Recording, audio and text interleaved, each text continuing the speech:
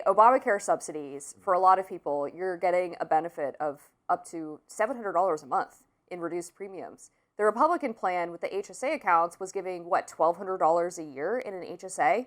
Like, that's not even comparable. So the idea that they thought that this was going to be like the solution to people's healthcare premiums suddenly spiking is crazy.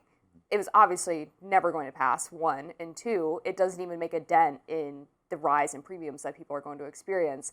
I also find really interesting, and I want to get your take on this too, the Republicans and Trump have really changed their messaging on healthcare. They've stopped talking about privatization. They instead are really making the insurance companies the enemy, which is a populist talking point that both the left and the populist right have been using. But now it's become mainstream in the Republican Party. To hear Majority Leader John Thune place the blame on insurance companies, that would have never happened in the Tea Party era, even maybe 5 years ago.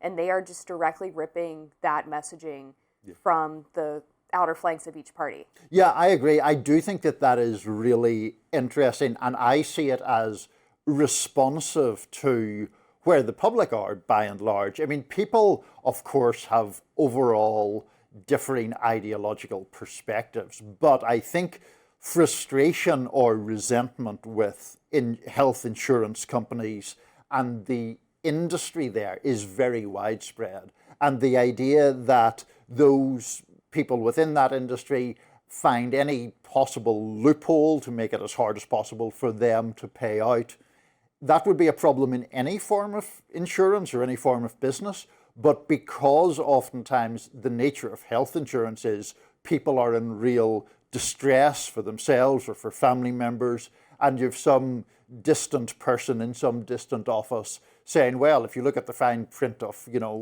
paragraph 73, part B, you'll see that we don't have to cover this. So that, I think, rightly, frankly, breeds anger at insurance companies. But you're absolutely right. It's very notable and a very marked difference to see Republicans, led by Trump in this case, really start to pin the blame on insurance companies. I think that's fascinating to watch. Yeah, it's a huge change for the Republican Party, and I think a welcome one. Now, we could say it's cynical political messaging, but it is correct to say that a lot of the issues in our healthcare system stem from insurance companies,